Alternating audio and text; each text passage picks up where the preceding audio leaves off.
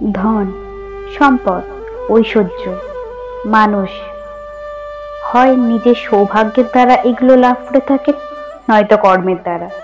সৌভাগ্য আসলে কি? গ্রহের দশা, যা প্রত্যেক মুহূর্তে বদলাতে থাকে। কর্মের মাধ্যমে যখন আপনি ধন অর্জন করেন, তখন সেই ধন আপনার আগামী প্রজন্ম লাভ করে।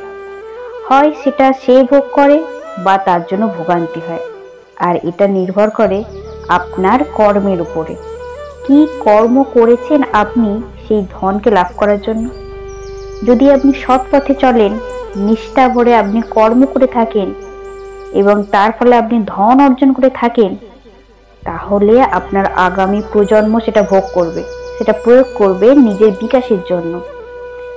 কিন্তু যদি আপনি কুকর্ম করে থাকেন, কোন রকম ছলনা করে থাকেন এই লাভ করার জন্য, তাহলে 100% আপনার আগামী প্রজন্মকে এর জন্য ভুগতেই হবে। তাহলে আপনি কি চাইবেন? যে আপনার আগামী প্রজন্ম সুখ ভোগ করবে, নাকি আপনার কুকর্মের পরিণাম ভোগ করবে? নির্বাচন আপনারই। লোভ আপনার অন্তরের আরো একটা শত্রু। দেখতে গেলে এটা একটা শব্দ, একটা সংস্কৃত শব্দ, লব ধাতু থেকে উৎপন্ন হয়েছে। এর অর্থ হচ্ছে কিছু লাভ করা। কিছু লাভ করা এটা অনুচিত নয়, কিন্তু সব থেকে বেশি আমি লাভ করব, আমি আরো চাই, আরো বেশি চাই, আরো বেশি পেতে চাই, এটাই হলো লোভ। আর এই লোভ যখন গ্রাস করে, তখন আপনি যা পেতে চান, তা ধনই হোক আর মানই হোক, তা অর্জন করার জন্য মানুষ যে কোনো স্তরে পৌঁছে যেতে পারে। যদি মানুষ ধন অর্জন করতে চায়, তাহলে মানুষ অধর্মের পথেও চলতে চায়। যদি সম্মান অর্জন করতে চায়, তাহলে অন্য মানুষকে ছোটও করতে পারে। শেষ পর্যন্ত আপনার এটা মনে হতে পারে যে যদি একটু অল্পই প্রাপ্ত করতাম এবং ভালোবাসা অর্জন করতাম, তাহলে জীবন সুখেই হতো। লোভ আপনার জীবনের মনে কখন যে প্রবেশ করবে তা আপনি জানতেই পারবেন না। তাই এটাকে চিনতে শিখুন এবং তৎক্ষণাৎ জীবন থেকে বাইরে ফেলে দিন। যা কিছু লাভ করবেন সেটা ভালোবেসে লাভ করুন। জীবনে ক্ষমা চাওয়া তাও কিছুটা সহজ, ক্ষমা করতে পারা অত্যন্ত কঠিন। ক্ষমা 2 অক্ষরের এই শব্দ হতে পারে বড়ই এই শব্দ, অত্যন্ত গুরুত্বপূর্ণ এই শব্দ।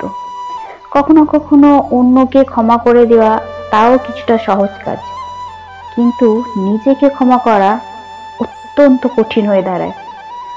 অতীতে যদি আমাদের এমন কোনো ভুল হয় যে কারণে আমরা নিজেরা নিজেদেরকে ক্ষমা করতে পারি না, অনেক সময় আমরা এমন কিছু ভুল করে বসি যে বিষয়ে আমরাই শুধু জানি, কিন্তু আমরা নিজেরাই নিজেকে ক্ষমা করতে পারি না, তখন নিস্তব্ধ হয়ে যাই।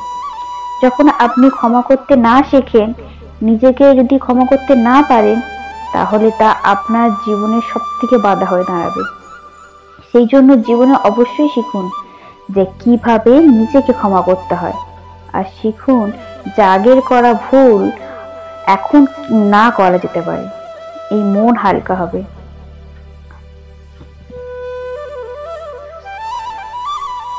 এই সংসারে যখনই কোনো সমস্যা আসে, তখন আমরা আমাদের সব থেকে বড় সম্বলের কাছে আশ্রয় খুঁজি, তা হলো আমাদের বিশ্বাস। কিন্তু প্রশ্ন হলো, এই বিশ্বাস কার উপর করা যেতে পারে? পরিবারের ওপর, বন্ধুর ওপর, নাকি তাদের ওপর বিশ্বাস করা উচিত যাদেরকে আমরা সঙ্গ দিয়েছি? দেখুন, এই সংসারে বিপদের সম্মুখীন হলে কে আপনাকে সাহায্য করবে সেটা নির্বাচন করা আপনার হাতে নেই। সেটা সেই সকল ব্যক্তির উপর নির্ভরশীল, তারা আপনাকে সাহায্য করবে কি করবে না। অর্থাৎ যখনই কোনো বিপদ আসে, সর্বপ্রথম আমাদেরই তার সম্মুখীন হতে হয় এবং তার জন্য প্রস্তুত থাকা প্রয়োজনীয়।